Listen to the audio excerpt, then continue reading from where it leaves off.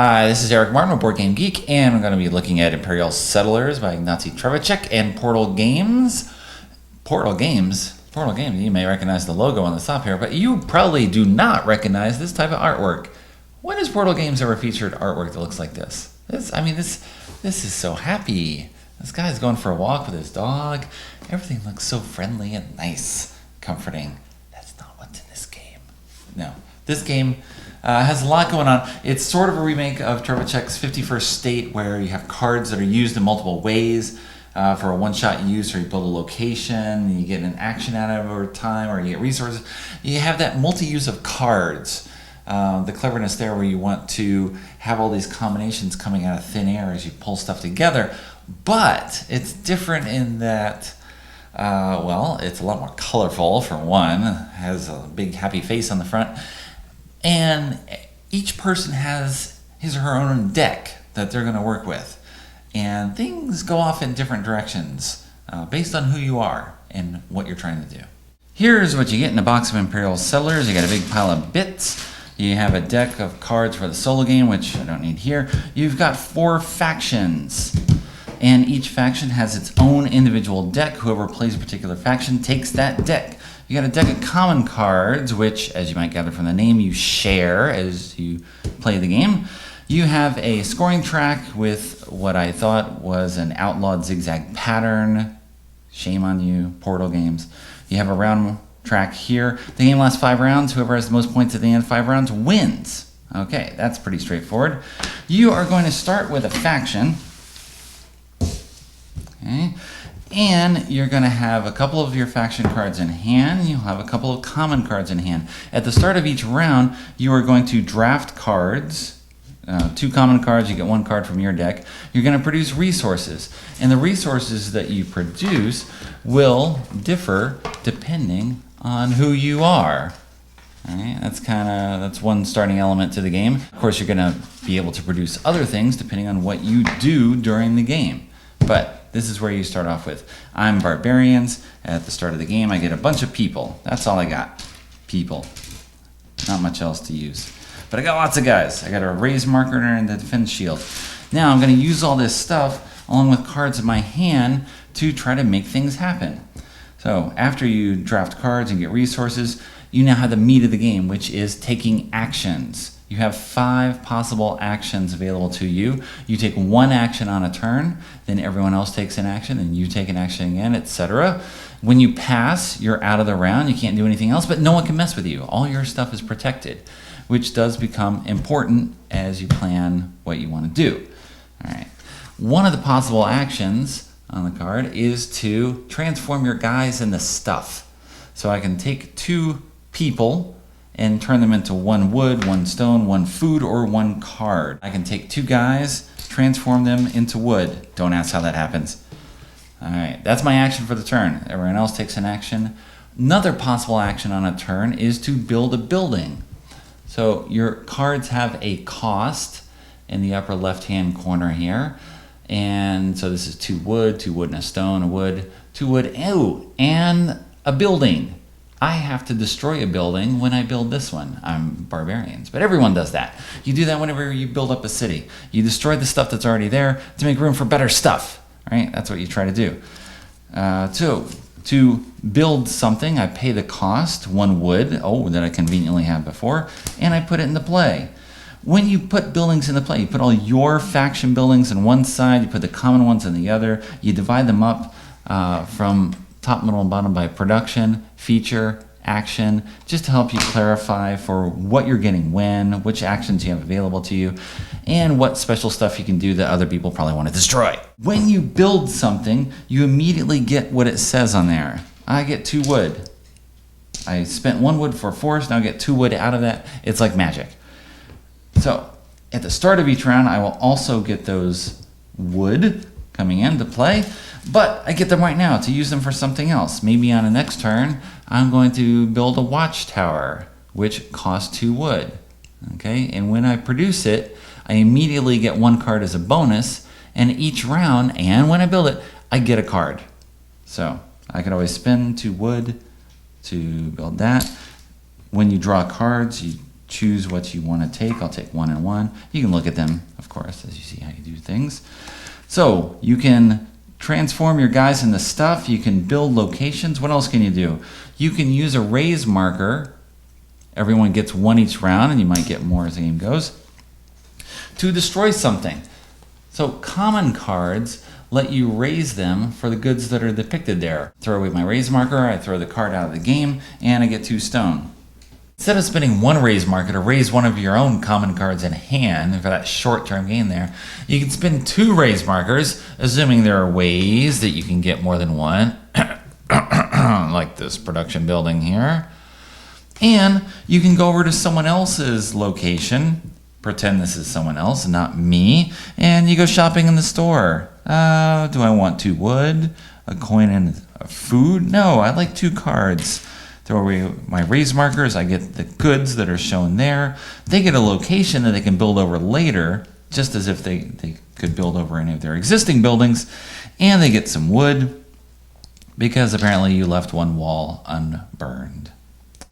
Each player has 1 defense shield that you can place on one of your common buildings in order to increase the toughness by 1. So now it costs 3 raise markers to destroy this instead of 2. So that's a third action, use a raise marker. Let's see, I'll transform these 2 guys into food, so that way I can demonstrate another possible action, is to make a deal. All of your faction cards at the bottom have something that says make a deal. To make a deal, all you have to do is throw away 1 food, take the card in question, and stick it under your board. And it works very much like production. You immediately get what's shown there. I get a guy, and at the start of each round, I'm going to produce another guy.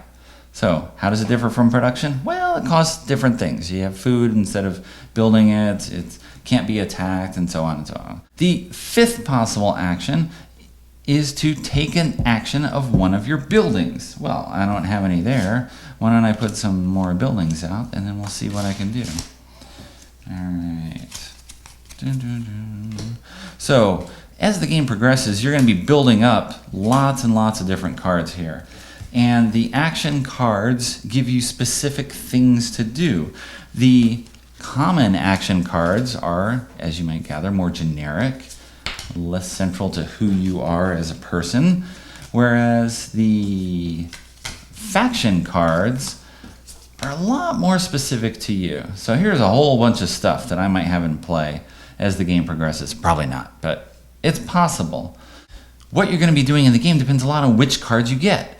Right? What cards you actually build, which cards you make deals with, which cards you raise and throw away, what you choose to draft, which decks you draw from, all the stuff that's going on here. And your faction cards very much work together. They have something they kind of want to direct you to do. If you look at the barbarians, I get points every time I raise. Every time I build black buildings, I get money and points. I have cards that let me take actions. I can spend the guy to steal resources from someone else. I can spend a guy to get goods from somebody's raise fields. I can raise one of my own buildings, which normally you can't do, but now I can because I'm barbarians. I'm overloaded with guys. I want to spend guys doing lots of stuff. So you put all this stuff together, and then you want to take actions. Right?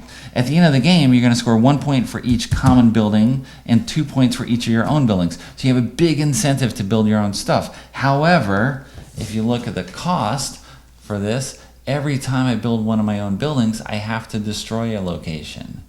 That's terrible. That's terrible. I gotta throw my stuff away. I don't want to do that. I like my stuff. Once all players have passed for the round, you have to throw away everything that you have left that you haven't spent, unless your faction specifically says you can keep it. Barbarians can keep any number of people. You just keep having them babies, piling them up, turn over turn. Egyptians keep money. Money can be used at any time for wood, stone, or food. Okay? Japanese keep food. Romans keep raise markers. Pile up those raise markers. You build up turn over turn and get ready to destroy stuff. Everything else, though, gets washed away. So you got to plan for what you're going to do, and hopefully not just throw stuff away willy-nilly.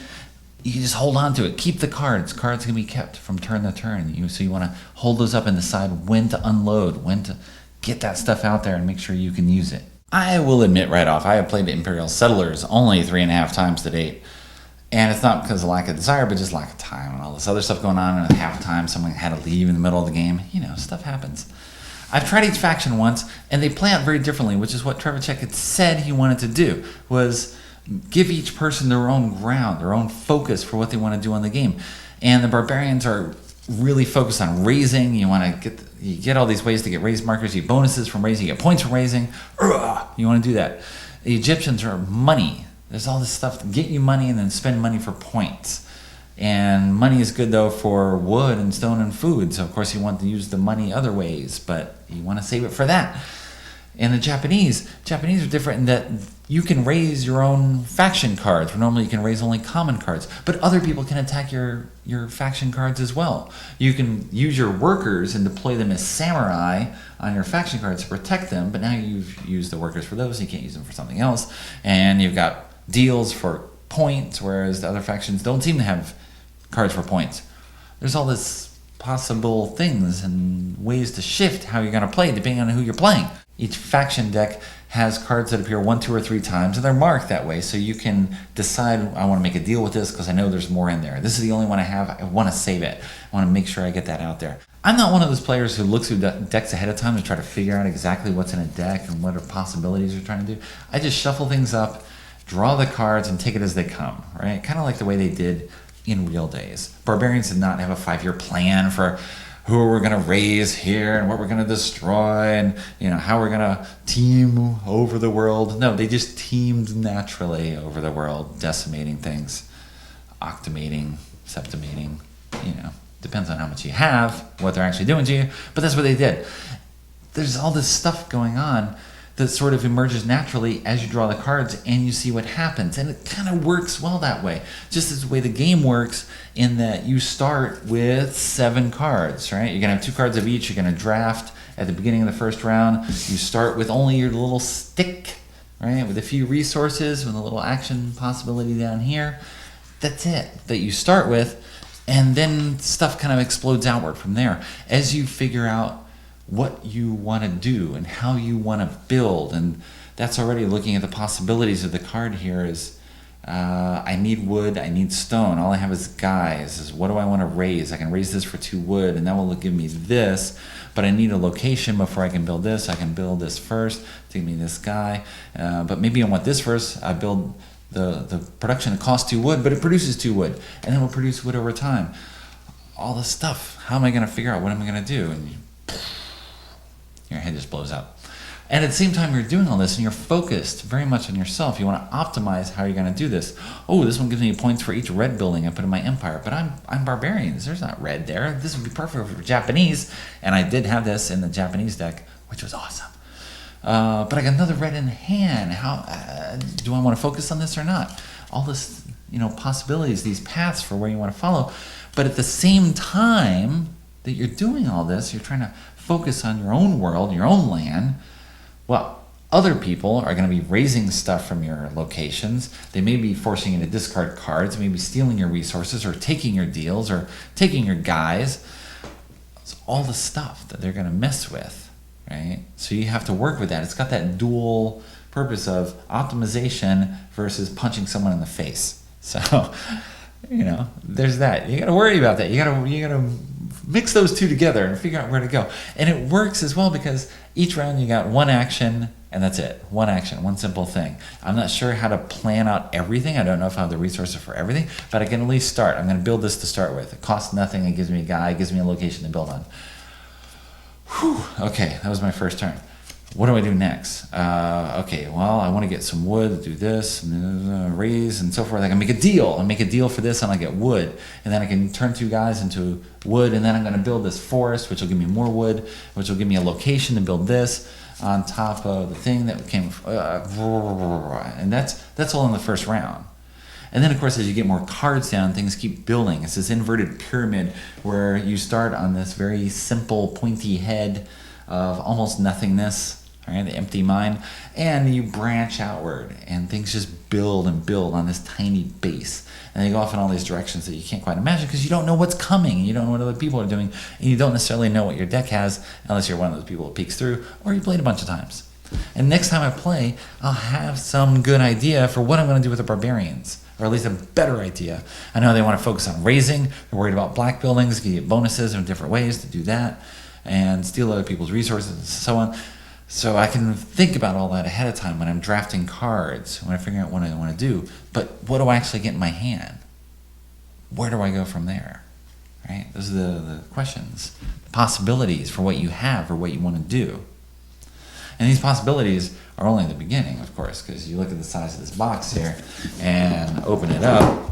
All right, everything fits in here. What about all this space, right? There's room for 4 dozen more faction decks in here.